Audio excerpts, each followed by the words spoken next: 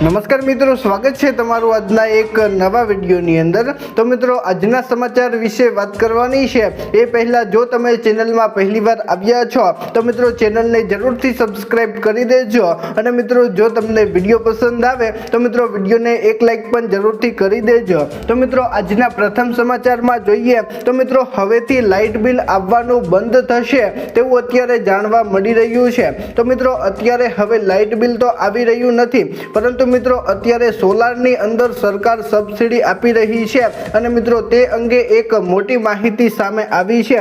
મિત્રો, અત્યારે પીએમ મોદીએ ફેબ્રુઆરી 2024માં શરૂ કરેલી પીએમ સૂર્ય ઘર મફત વીજળી યોજનાની અંદર 2026 સુધીમાં 1 કરોડ ઘરોની અંદર સોલાર પેનલથી સજ્જ કરવાનું લક્ષ્ય અત્યારે સરકારે નક્કી કર્યું છે તેવું અત્યારે જાણવા મળ્યું છે। અને મિત્રો, યોજનાની અંદર દર મહિને તમને મિત્રો 300 યુનિટ સુધી વીજળી પણ ફ્રી આપવામાં આવે છે અને મિત્રો વીજળી તમે મેળવીને બાકીની જે વીજળી વધે તેની ઇન્કમ પણ કરી શકો છો।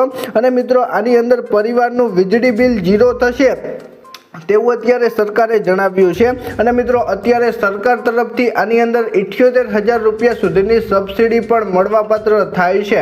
એટલે કે જો તમારે તમારા ઘરની અંદર સોલાર નખાવી હોય તો મિત્રો તમને 78,000 રૂપિયા સુધી સબસિડી પણ મળી રહી છે। અને મિત્રો, જો તમારે નખાવી હોય સોલાર તો મિત્રો તમે ઓનલાઈન પોર્ટલ પર પોતાનું રજીસ્ટ્રેશન કરી અને સોલાર માટે એપ્લાય કરી શકો છો। અને મિત્રો, અત્યારે વાત કરીએ તો મિત્રો અત્યારે દેશમાં 7.7 લાખથી વધુ ઘરોનું વીજળી બિલ 0 આવી રહ્યું છે। અને મિત્રો, આની અંદર અનેક લોકો લાભ લઈ રહ્યા છે તેવું પણ આની અંદર કહેવામાં આવ્યું છે। એટલે કે મિત્રો, જો તમારે તમારા ઘરની અંદર સોલાર નખાવી હોય અને મહિને 300 યુનિટ સુધી વીજળી આવતી હોય તો મિત્રો તમે આની અંદર એપ્લાય કરીને 300 યુનિટ સુધી વીજળી બિલકુલ મફતમાં મેળવી શકો છો તેવું અત્યારે સરકારે જણાવ્યું છે। મિત્રો, ત્યાર પછીના સમાચાર જોઈએ તો મિત્રો અત્યારે ગુજરાતનું બજેટ આવી ગયું છે અને મિત્રો ગુજરાતના બજેટથી ગુજરાતનો વિકાસ થશે તેવું અત્યારે કહેવામાં આવ્યું છે। તો મિત્રો તે સમાચારની અંદર આપણે જોઈએ તો મિત્રો નાણામંત્રી કનુભાઈ દેસાઈ સતત 5મી વખત ગુજરાતનું બજેટ રજૂ કરી અને એક મોટો ઇતિહાસ રચશે તેવું અત્યારે કહેવામાં આવ્યું છે। અને મિત્રો, આ વખતે બજેટનું કદ 4 લાખ કરોડને પાર પહોંચવાની શક્યતા છે।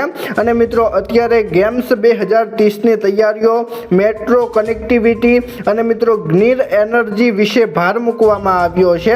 અને મિત્રો 65.57% વિકાસલક્ષી ખર્ચ સાથે આ બજેટ વિકસિત ગુજરાત 2047ના લક્ષ્યને હાંસલ કરવા માટે સરકારે એક મહત્વનું પગલું ભર્યું છે તેવું અત્યારે કહેવામાં આવી રહ્યું છે। એટલે કે મિત્રો, હવે ગુજરાતની અંદર 2026ની અંદર 4 લાખ કરોડને બજેટ પાર કરવાનું છે તેવું અત્યારે જાણવા મળ્યું છે। અને મિત્રો, આ બધા જ પૈસાનો ઉપયોગ ખેડૂતોના દેવા માફ ઉપરાંત મિત્રો ખેડૂતના કાર્યો, યોજનાઓ આ બધાની અંદર વાપરશે સરકાર તેવું અત્યારે જાણવા મળી રહ્યું છે। મિત્રો, ત્યાર પછીના સમાચાર જોઈએ તો મિત્રો આજે રાજ્ય સરકાર એક્શનમાં આવી છે। તો મિત્રો અત્યારે દેશમાંથી મોટો હલબલ થયો છે અને મિત્રો એક મોટા સમાચાર સામે આવ્યા છે।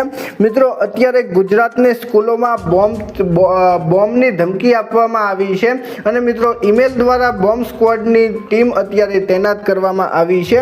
અને મિત્રો અત્યારે રાજ્ય સરકાર એલર્ટ મોડ પર છે તેવું પણ અત્યારે કહેવામાં આવ્યું છે। મિત્રો, અત્યારે મુખ્ય સચિવ સંજીવ કુમારે 18 ફેબ્રુઆરીના રોજ તમામ પોલીસ વડા, કલેક્ટર અને ડીઈઓ સાથે વિડીયો કોન્ફરન્સ યોજી હતી। અને મિત્રો આ મીટિંગમાં સીબીએસઈ અને મિત્રો આગામી ગુજરાત બોર્ડ ધોરણ 10 અને 12ની પરીક્ષા દરમિયાન ધમકી મળે તો મિત્રો શું પગલાં લેવા તે અંગે મિત્રો ચર્ચાઓ કરાઈ રહી છે। અને મિત્રો વિદ્યાર્થીઓની સુરક્ષા માટે પરીક્ષા પહેલા સ્કૂલોનું સઘન ચેકિંગ પણ અત્યારે કરવામાં આવી રહ્યું છે તેવું અત્યારે જાણવા મળી રહ્યું છે। તો મિત્રો અત્યારે હવે ટૂંક સમયમાં ધોરણ 10 અને 12 બોર્ડની પરીક્ષા શરૂ થશે અને મિત્રો તે વચ્ચે અત્યારે ધમકી ભર્યા ઈમેલ મળી રહ્યા છે અને મિત્રો ઈમેલની અંદર વ્યક્તિઓની ધરપકડ કરવામાં આવે છે તો મિત્રો તે સ્કૂલનો જ વિદ્યાર્થી હોય છે તેવું અત્યારે જાણવા મળ્યું છે। મિત્રો ત્યાર પછીના સમાચાર જોઈએ તો મિત્રો આજે ટ્રેન મુસાફરો માટે એક મોટા સમાચાર સામે આવ્યા છે। મિત્રો જો તમે ટ્રેનમાં મુસાફરી કરતા હોવ અથવા તો મિત્રો કરવાના હોવ તો મિત્રો તમારા માટે એક ખૂબ જ સારા સમાચાર છે। મિત્રો પહેલા ટ્રેનની અંદર જો તમે અગાઉ ટિકિટ બુક કરેલી હોય અને મિત્રો પછી તમારે કારણોસર ન જવાનું થાય તો મિત્રો તે ટિકિટના પૈસા તમે પરત મેળવી શકતા ન હતા, પરંતુ મિત્રો હવે 2026થી સરકારે નિર્ણય લીધો છે કે જે પણ લોકોએ ટિકિટ બુક કરેલી છે અને તે વ્યક્તિ તે ટ્રેનમાં મુસાફરી કરી રહ્યો નથી તો મિત્રો તેવા વ્યક્તિને હવે ટ્રેન ટિકિટના પૈસા પરત મળશે તેવું અત્યારે સરકારે જણાવ્યું છે। જ્યારે મિત્રો 2025ની અંદર વાત કરીએ તો મિત્રો ટ્રેન રદ થતી હતી ત્યારે જ મિત્રો તમારા ટિકિટના પૈસા પરત મળતા હતા અને અમુક કારણોસર તો મિત્રો તમારા ટિકિટના પૈસા પરત મળી રહ્યા ન હતા, પરંતુ મિત્રો અત્યારે સરકારે એક મહત્વની અપીલ કરી છે કે જો ટ્રેન 2 કલાક 3 કલાક લેટ હોય અને તમારે ટિકિટ કેન્સલ કરવી હોય તો પણ મિત્રો તમે ટિકિટ કેન્સલ કરીને તમારા પૈસા પરત મેળવી શકો છો તેવી અત્યારે સરકારે એડવાઇઝરી જાહેર કરી છે। તો મિત્રો આ હતા આજના મુખ્ય સમાચાર। તો મિત્રો જો તમને આજનો વિડીયો પસંદ આવ્યો હોય તો મિત્રો વિડીયોને લાઈક કરી ચેનલને જરૂરથી સબસ્ક્રાઈબ કરી દેજો। તો મિત્રો ચાલો મળીશું એક નવા વિડીયો સાથે, ત્યાં સુધી અમને રજા આપજો। ધન્યવાદ। જય જવાન જય કિસાન।